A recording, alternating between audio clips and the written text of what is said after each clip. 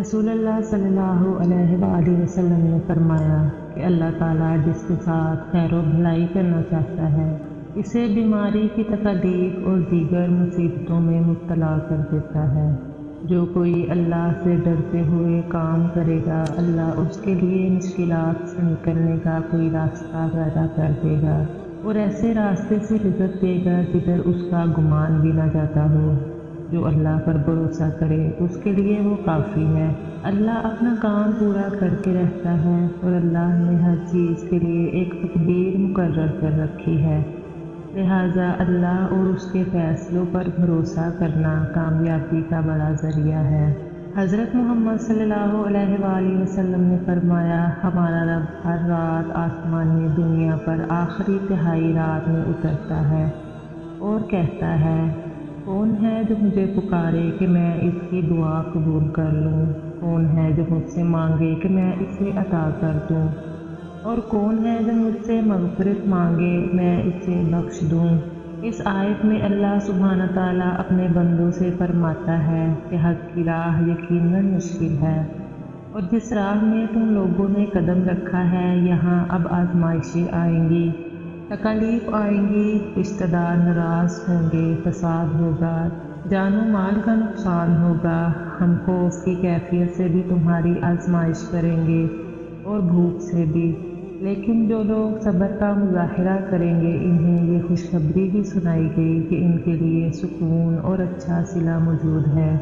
حضرت عبداللہ بن عباس کہتے ہیں کہ میں ایک دن رسول اللہ صلی اللہ علیہ وآلہ وسلم کے ساتھ سواری پر بیٹھا تھا۔ آپ صلی اللہ علیہ وآلہ وسلم نے فرمایا، اے لڑکے،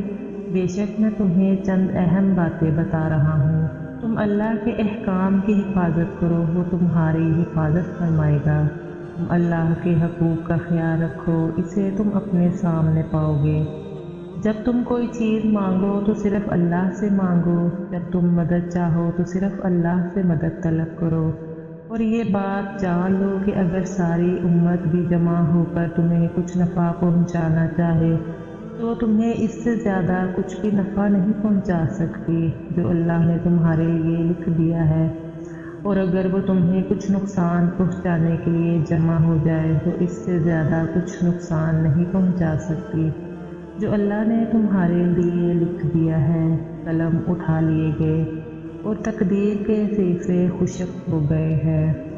حضرت انس بن مالک رضی اللہ عنہ کہتے ہیں کہ میں نے رسول اللہ صلی اللہ علیہ وآلہ وسلم کو فرماتے ہوئے سنا، اللہ کہتا ہے، اے آدم کے بیٹے، جب تک تو مجھ سے دعائیں کرتا رہے گا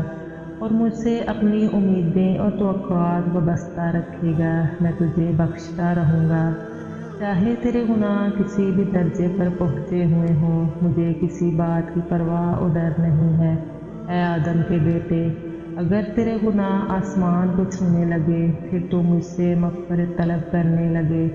تو میں تجھے بخش دوں گا اور مجھے کسی بھی بات کی پرواہ نہ ہوگی۔ اے آدم کے بیٹے، اگر تو زمین برابر بھی گناہ کر بیٹھے اور پھر مجھ سے مغفرت طلب کرنے کے لیے ملے لیکن میرے ساتھ کسی طرح کا شرک نہ کیا ہو تو میں تیرے پاس اس کے برابر مغفرت لے کر آؤں گا اور تجھے بخش دوں گا۔ نبی کریم صلی اللہ علیہ وآلہ وسلم نے فرمایا، اللہ تعالیٰ فرماتا ہے کہ میں اپنے بندے کے گمان کے ساتھ ہوں، اور جب وہ مجھے اپنے دل میں یاد کرتا ہے تو میں بھی اسے اپنے دل میں یاد کرتا ہوں، اور جب وہ مجھے مجلس میں یاد کرتا ہے تو میں اسے اس سے بہتر فرشتوں کی مجلس میں یاد کرتا ہوں، اور اگر وہ مجھ سے ایک بالشت قریب آتا ہے تو میں اس سے ایک ہاتھ قریب آ جاتا ہوں، اور اگر وہ مجھ سے ایک ہاتھ قریب آتا ہے تو میں اس سے 2 ہاتھ قریب ہو جاتا ہوں، اور اگر وہ میری طرف چل کر آتا ہے تو میں اس کے پاس دوڑ کر آ جاتا ہوں۔ جن کے نفس کمزور نہیں پڑتے ان کی قوت کم نہیں ہوتی، ان کے عزائم نرم نہیں پڑتے، وہ اللہ کے سوا کسی کے آگے نہیں جھکتے۔ اللہ سبحانہ تعالیٰ فرماتا ہے کہ وہ صبر کرنے والوں کو اپنا محبوب رکھتے ہیں، اور اس میں صبر کرنے والوں کے لیے ایک خاص اشارہ پایا جاتا ہے، یہ سوچ کہ اگر ہم صبر کریں گے تو اللہ سبحانہ تعالیٰ کے محبوب ہوں گے، اس سے تمام زخم منجمد ہو جاتے ہیں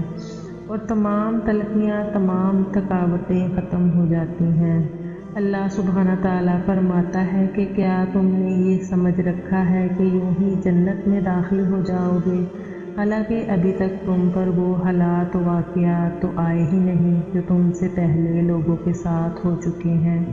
ان پر سختیاں اور تکالیف مسلط کر دی گئی تھی اور وہ ہلاک کر دیے گئے تھے۔ حضرت سعد بن ابی وقاص رضی اللہ عنہ کہتے ہیں کہ میں نے عرض کیا، اللہ کے رسول صلی اللہ علیہ وآلہ وسلم، لوگوں میں سب سے زیادہ مصیبت اور آزمائش کا شکار کون ہوتا ہے؟ آپ صلی اللہ علیہ وآلہ وسلم نے فرمایا، انبیاء، پھر جو ان کے بعد مرتبہ میں ہیں، پھر جو ان کے بعد ہیں۔ بندے کی آزمائش اس کے دین کے مطابق ہوتی ہے، اگر وہ دین میں سخت اور پختہ ہے تو آزمائش بھی سخت ہوگی، اور اگر دین میں نرم اور ڈھیلا ہے تو مصیبت بھی اسی انداز میں نرم ہوگی۔ مصیبتوں سے بندے کے گناہوں کا کفارہ ہوتا رہتا ہے، یہاں تک کہ بندہ روئے زمین پر اس حال میں چلتا ہے کہ اس پر کوئی گناہ نہیں ہوتا۔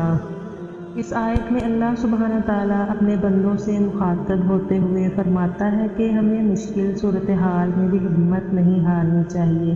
کیونکہ مشکل کتنی ہی بڑی کیوں نہ ہو، اس کے بعد آسانی اور خوشی لازمی آتی ہے۔ حضرت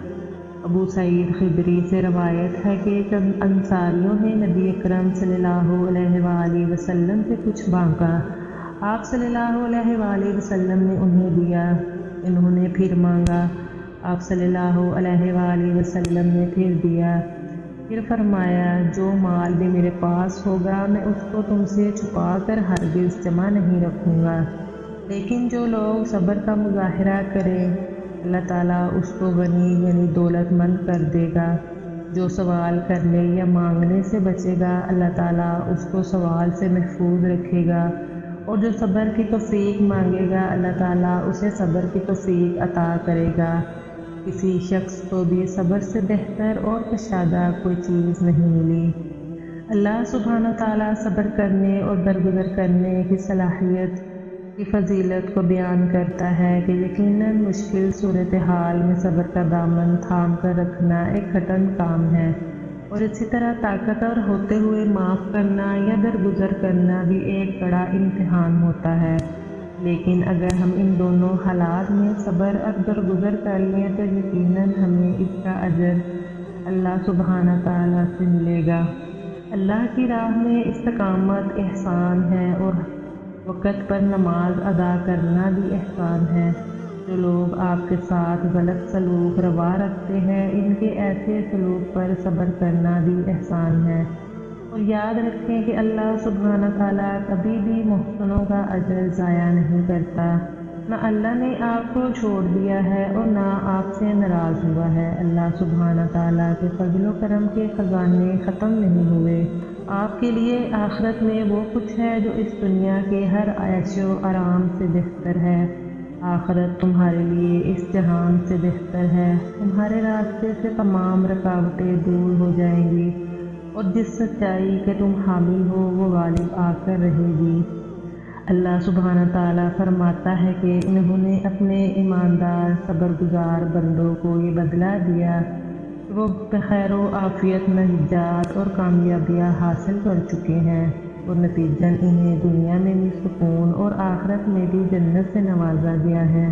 کیونکہ اللہ سبحانہ تعالیٰ ترقی اور پسماندگی میں، عزت و ذلت میں، بلندی اور زوال میں کسی قوم کی حالت اس وقت تک نہیں بدلتا